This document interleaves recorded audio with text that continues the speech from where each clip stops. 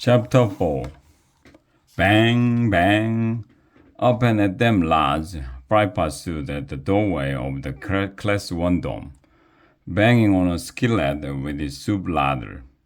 Tomorrow is Parents' Day at DSA. Who knows what that makes today? Saint Blethin's Day, called out Toblad. No, said Frypot. Bath Day. The room grew still. Even Wiglap, who'd once had a bath, couldn't believe his ears. Moderator's orders. Your parents don't want to find you stinking to high heaven. Frypot said, so grab a towel and get out to the castle yard on the double. Off Frypot went to wake the Class 2 and Class 3 boys. Toblad burst into tears. Everyone knows that bathing causes madness, he cried. That's only a superstition, Wiglap said. I had a bath once. See? Cried Toblad. See? I'm not taking a bath and ending up like a Wiglap. Oh, go blow your nose, Toblad, said Erica. The Class 1 lads began rummaging under their cots for towels and clean underwear. Wiglap and Angus found theirs and headed for the door. Erica, whispered Wiglap as they went. What are you going to do? Right, whispered Angus. After all, you are, well, you know. I know, said Erica, but I foresaw this problem. I have a note from home. She unfolded a sheet of parchment that said, to Headmaster Dragonslayer's Academy. Eric may participate in gym class and all sports, but he's not to take a bath ever, no matter what. Sincerely, his parents, Barbara and Kenneth. P.S. We mean it. I wish I'd thought of that, said Angus as they headed out into the yard. No bath, her, said Frypot, taking the parchment note. Then no bath it is. Erica turned to Wiglap and Angus. I think I will go up to the library, she said, and check on something. Excellent, said Angus as she took off. Come, lads, said Frypot. He led Wiglap and Angus over to a huge kettle set over a blazing fire. He gave the streaming water a stir with a long stick. Let's get started, shall we? Egad, cried Wiglap when he saw the bubbles. Are we to bath in boiling water? Nah, said Frypot. This is for your uniforms. Strip them off, lads. Toss them in. Then go jump in the moat. The moat? Cried Angus. It's freezing and slimy. It smells worse than we do. That it does, Frypot agreed. But it's headmaster's orders. Go on now. Wiglap and Angus took off their uniforms and threw them into the bubbling cauldron. Then, wrapped in their thin towels, the boys scampered to the drawbridge. Dozens of unhappy lads were standing waist deep in the murky moat, shivering. Let's jump in together, said Wiglap. On the count of 3. They tossed their towels onto a branch of an overhanging tree. Wiglap started counting. 1, 2, 2.5, 3. In they jumped.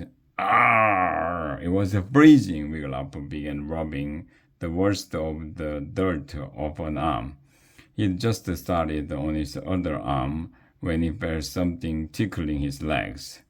Swamp grass, no doubt. He reached down to brush it away. His head hit something hard and scaly. Angus, I feel something, Wiglap said. You do? Said Angus. His teeth chattered as he made his way over to Wiglap. He reached under the water. His eyes widened. I do, he said. A green head popped up out of the moat directly in front of them. The dragon got only as far as Mommy before Wiglap lunged at him and shoved his head back under the water. Seconds later, Worm's head bobbed up again, his yellow and red eyes sparkling. Wiglap knew that look. Worm wanted to play. The dragon scooted off and sucked in a mouthful of water. Then he leaped up, spraying Wiglaf and Angus. Cut it out, Worm, Wiglaf whispered hoarsely. The others will see you. Worm ducked down again. Angus shielded his face with his arms as Worm bobbed up again, spraying. What's going on over there? Cried the Toberlad from the other side of the drawbridge. Wiglaf and Angus both pounced on Worm and pushed his head back under the water. Nothing, called Angus. Wiglaf was horrified to see Toberlad dog paddling over to them. Worm's head popped up again. Ah! Screamed Toberlad. Wiglaf leaped at Worm and shoved him under again. What's wrong? Called Harley Barley from the far side of the bridge. Monster! Toberlad cried. I saw a monster. Nah, Harley called back. You're just going mad from having a bath. Toberlad shrieked and ran for the shore. Angus, cried Wiglaf, splashing water every which way, trying to hide the dragon. Your tower, get it! Angus slogged through the marshy water and grabbed the tower from the branch. When he came back with it, Wiglaf threw it over Worm's head. Quick! Swim for the back of the castle, Wiglaf said, still splashing. Follow Mommy, Worm. He added to his great relief. Worm swam after them.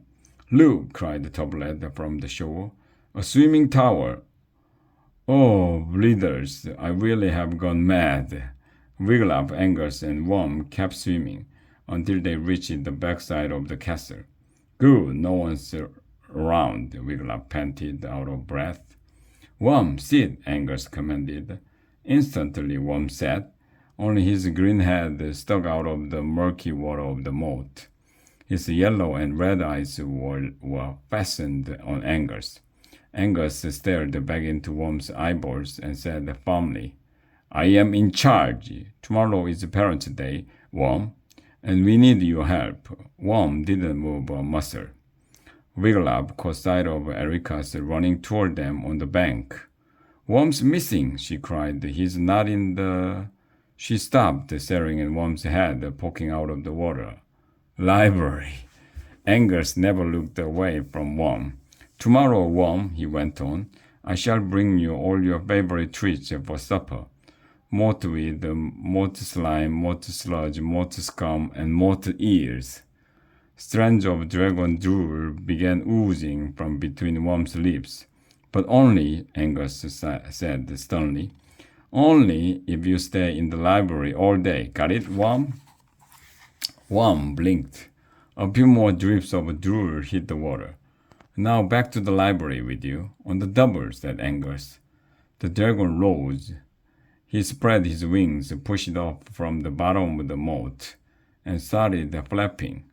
Wiglaf felt a breeze as the dragon flew up toward the library tower. He understood, right? Angus said. I think he definitely got it. I hope so, said Wiglaf. But he wondered, could they trust a baby dragon?